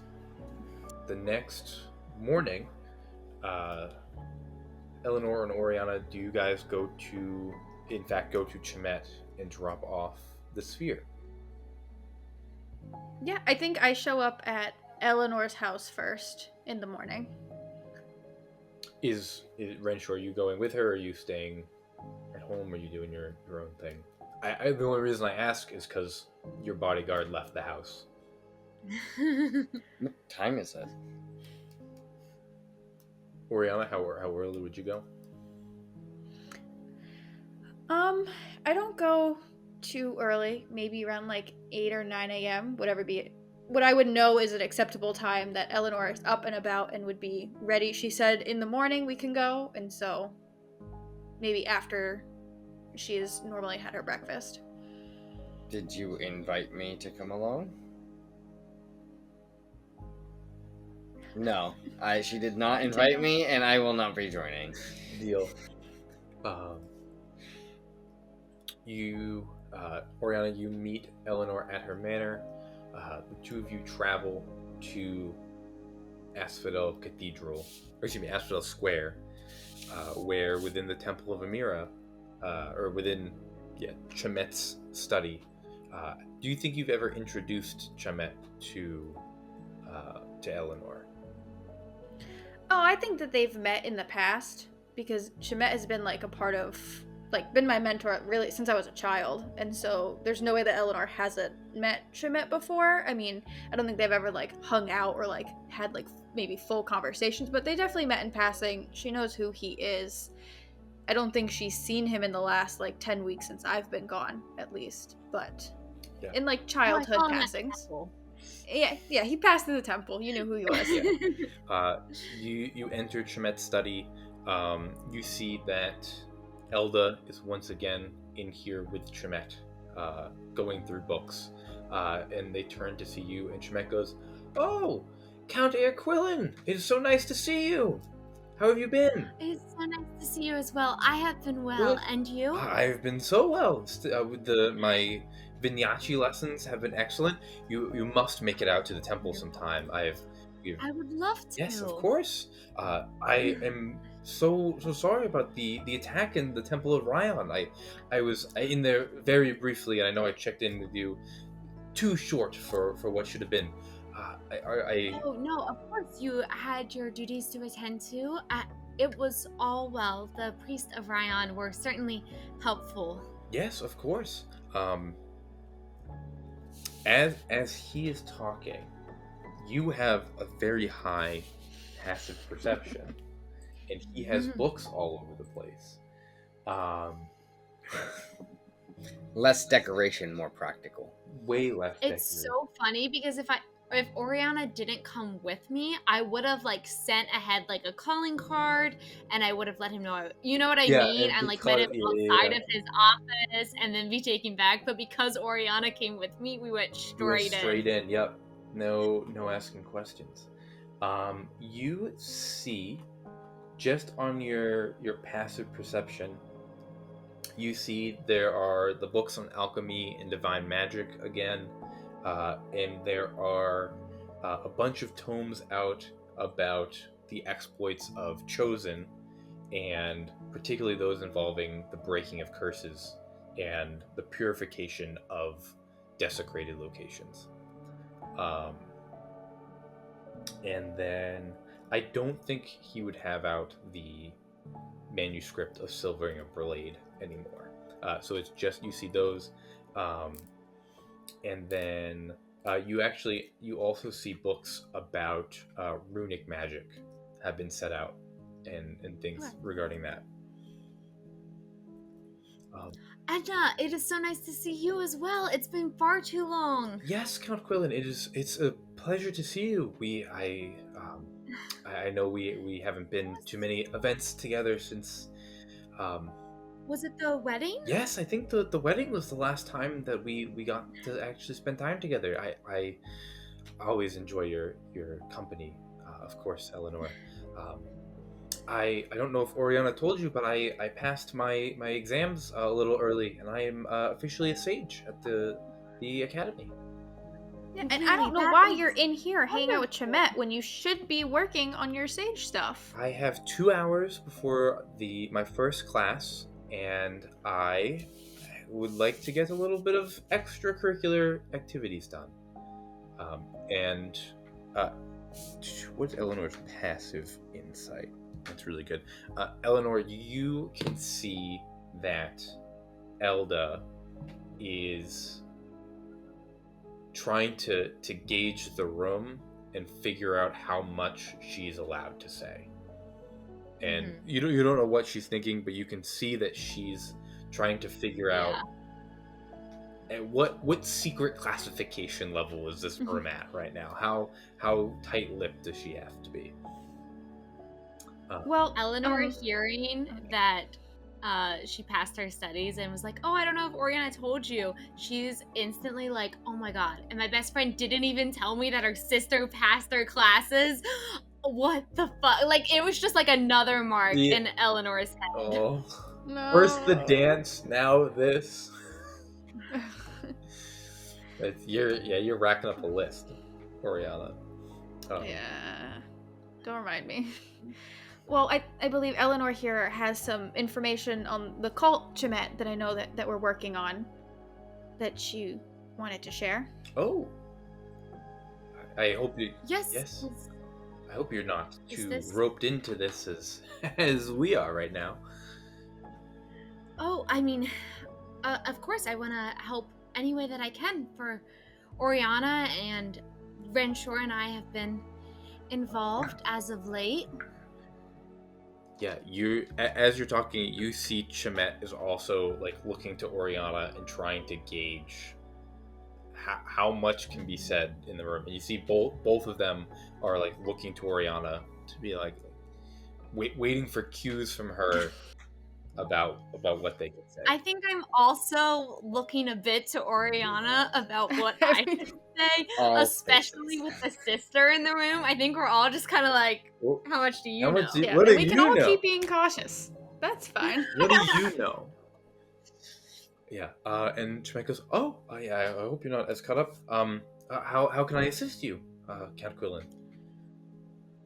Well, I actually came to potentially assist you. I know that after that you were looking into spheres. Yes. And runic magic for Orianna, and I have recently come into possession of one, not through just as part of Renshor and I's dealings and helping Orianna. Yes, oh sure. And I have it with me to give to you. Oh, of course, yes. And now looking at him, I'm like eyeing Orianna. Yeah, and I'm like, I'm just trying to not let her see, but I'm like looking at him, and then I'm looking over at her, like I have it, but yeah. You can pull it out. Yeah. He goes, yes. Orianna brought me the sphere from the Temple of Ryan. I was able to decipher some of the details about it. It was a common well, nothing too dangerous, fortunately. But it was you see he kind of flips through his notes before Elda reminds him. She goes, it was a conjuration well, Chemet. He goes, yes, it was a well of conjuration that was in the Temple of Ryan with you. So hopefully you can figure out what this kind of sphere can do and what sort of magic it does. And yes, of course. I fear from its source it might be a bit more powerful than a well, just from who we've retrieved it from. Yes, of course. And then I'll like slowly, I guess, whip out my bag of holding. I didn't fully think this through. yeah.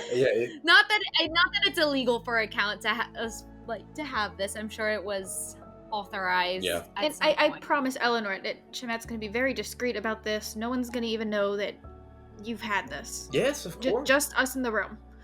Yes. In Renshor. Just, yeah. Of course, that's not my fear. When Orianna says Renshor, Orianna, you don't notice, but Eleanor, you notice right away that Eleanor's eyebrows raise and her head turns. She did not know that Orianna was like back to talking with Renshor. And you see like a look of like shock and like surprise on her face as she turns. You're picking up that I don't share information with anybody. Yes. I have very interpersonal relationships. I don't share those relationships with other people. Yeah, nobody knows anything. And like she looks to you and bad communicator? Who knew? Yeah, and you catch that from Eleanor. Oh, sorry, Eleanor. You can catch that from Elda. As you. Yeah. Are you giving Chemet the sphere? Yeah, I'm still trying, like, until it goes into his hand to, like, shield Orianna from this. You see, he takes as I, it. like, pass it over. This is, I feel, the safest place for it. Yes, he goes, yeah, well, I can certainly learn. Count Quilla, I must say your analysis is spot on. This is beyond a well. This is certainly a siphon. Because if you would like, it's like if you put your hand on top, I know that you were holding it, but if you concentrate on it, you can feel it calling to you. Like it feels like it's almost reaching out and asking you to draw power from it. Can you feel it? Just like the palm of your hand, the tip of your fingers. Do it.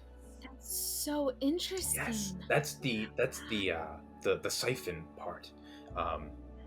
Unlike the wells that the mages train with, the siphon has a certain potency for magic, and when you reach its limitations, a skilled mage can pull from their own vitality to draw magic from its focus. Of course. Cast fireball. Can you tell just from looking at it, the school? And you see he's gonna set it on the table, and he's going to go to work going at it. I want to watch Orianna as he's interacting, and after this small interaction with this then I want to do a little insight check for what she's feeling. For sure. Ah, shit. 13. I rolled an 8. So I will tell you that I am more calm around the sphere than I have been in any other situation that you've seen me with the spheres. I do feel like a sense of safety in this room, although I mean I'm not touching the sphere. I'm not putting my hand on it the way Chimet is just like, yeah, put your hand on it, feel it call to your soul. Like but I do I am not like as panicked, or I don't have like fear in my eyes as I did every other time we have encountered one. Why did it sound so much more nefarious when you said it? It's my perception. You see Chimet turns to you and goes, Count Quillen, I'm so sorry. I'm divine magic is my specialty. It'll be a little bit of trial and error to figure out what this is. As soon as I know, I will inform you all I know. And you see he starts to... Are you going to cast with it? Say that again? I'm so sorry. How do you tell what school it is? You said trial and error. Yes, are you going to use there are certain simple runic incantations that you can trace, and if the siphon reacts to it, then that is a school of magic. And so I'm just going to go down my list of incantations. Unfortunately, if I was a well-trained mage, I would just go through one incantation per school, and then whichever one lights up, that would be the correct one. But I don't know if I'm doing each rune correctly, so I have a couple of these like test runes that I'll go through each of them. I have quite a extensive list, but eventually I'll come to one that I get right, and then I recall the difficulty of yes, of course, the runic casting from my time at Valdor. Yes, I if I had more time with the well that Orianna brought, I probably would have attempted a couple incantations, maybe a cantrip or two, just to see if I could do it. And you see, these aren't for fun, Chimet. we have business to do. Yes, business. And you see Elda turns to him and goes, besides, I was the one that found the rune, got the rune to work for the well, so I don't think Chimet is particularly gifted. I could learn in time. well, you are a scholar of sorts. Yes, I will. We will learn. So granted, I cannot keep up with the younger Lunaris here, but I will try my best. And you see, he kind of moves about and is trying to rush some of these runes to try to get you an answer. He's also excited about it. Well, you take as much time with this as you need, and when you are done, just let me know. Yes, of course. We will be as discreet as a priest can be. I trust you. As I would trust you, Count Quillen. Before you leave, Elda is going to pull Orianna to the side. Eleanor, can I get a perception check to listen in? If I can see one of their lips, I can read lips perfectly. Cool. I always forget about that. That's a good one. Not too hot. That's a 15. Okay. Actually, your passive perception is just so dang high. Yeah, you're able to pretty much make out between what you can't see in one of their lips, you can pick out from the other. But Orianna, Elda pulls you aside, and she says, you haven't changed your mind about the catacombs, have you? Oh, no. Oh, that's what you're asking me about? I thought you were going to ask about the Renshor thing. Oh, no. That's... I know I'm not getting any information about that. I've... As a losing battle, I assume that maybe pleading for your life is a better... or your safety is a better pitch. And you see she moves into her robe and pulls out a small bundle before passing it over to you. That was not easy to acquire, and I am sorry I could only get one, but you're my priority, and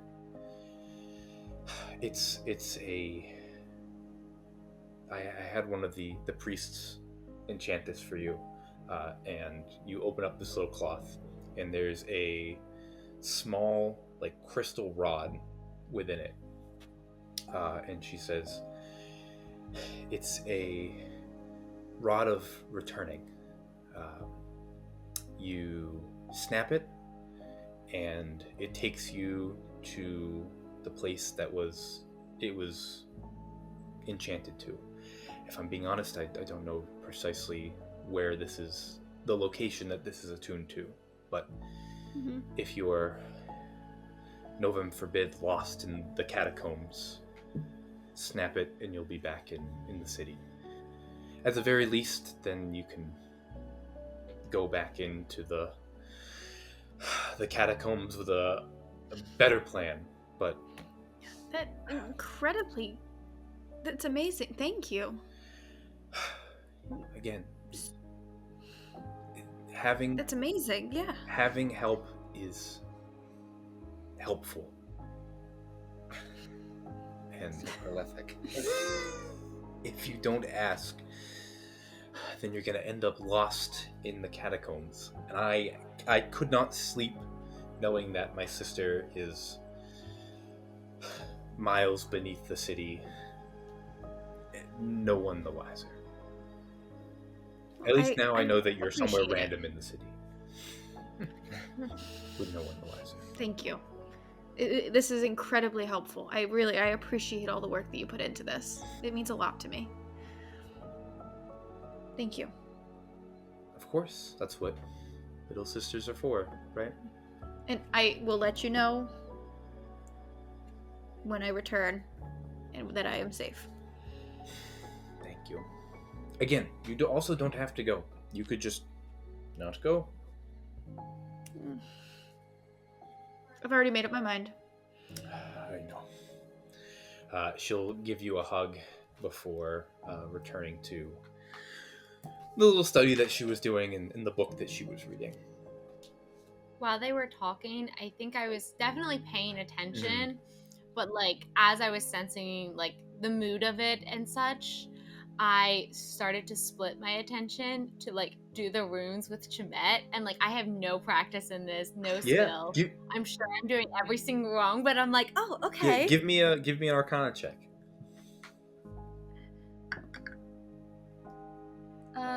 10. 10. You're doing the runes along with him, and like he's like, oh, yes, of course, Miss Quilla. Yes, this one says you're supposed to add a sharp, smooth flourish to the end. What a sharp, smooth flourish is beyond me. Oh, of course. Haha! Yes, that looks good to me. And then as soon as Orianna looks our direction, I drop my hands. And, yeah. Well, thank you, Of course. and... Yes, I will get back to you as soon as I know more information about it. Take as much time as you need. I don't have quite a use for it, but... Yes, of course. If I learned any useful cantrips, I will teach them to you immediately. You see Elda looks up from her book and goes, "Don't count on it." Eleanor, I don't know if you have any more business in the city that you're going to do, or if you're going to head back home, but I actually think I might hang out here for a little bit longer. Of course. Yeah. I will see you perhaps at the hearth if we don't meet before that. Okay. And thank you for doing this morning. I'm sorry I was kind of a bitch last night about it. I was just really tired and aggravated, and I had a really long night after the night prior, and I didn't sleep well, and I was up very early, and the exhaustion was getting to me. I'm sorry. Tremet goes, you can see him again, still doing the runes. He goes, "Eleanor, you should accept the apology. She's probably right. She probably was mean." Orianna, never. But I will see you at the hearth, if not before that. Of course. I think at least Renshor and I are gonna head out a bit later to... Oh, right, the shopping. But I will be back. No, it's fine. That. You do whatever you need today. And honestly, shopping is very easy on account's dime. It's not going to take us long. No, I would very much like to be there for that. I would only mean to be here for another hour. I will be back at the Tyrval Manor before lunch. Okay, well, I'll see you later. Yes. And I give her a big hug. My hand's just above her ass. Yep. Before I leave. Okay. I'm surprised at first, but then I give you a big hug back. Eleanor, the last thing you hear as you leave Tremet's study is Elda go, "Renshor?" And then the door closes. So while I'm with Tremet, I would like to spend my time with him going through a Vignacci sequence together. Yeah, sure. And I would like to do that with him in the private of his study and burn through all of my rages in front of him as we go through the Vignacci study. Okay. Because I have not done that in 2 days. Yep. And it was very much getting to me, and I can very clearly see last night I was getting upset. So I would like to make it on camera that I am burning through those rages with him. And then I do want to be back to the Tyrval Manor before lunch because I don't want to miss the shopping experience, and I don't want Renshor to leave the house without me. Deal. Yeah, that would be problematic. Just to confirm, yes. Because I know that we had talked about going to the catacombs tonight. You're burning all 3 of your rages. Correct. Okay, cool. Yeah. You see Tremet guides you through the Vignacci, always having some spells prepared as you go through your rages. Cool.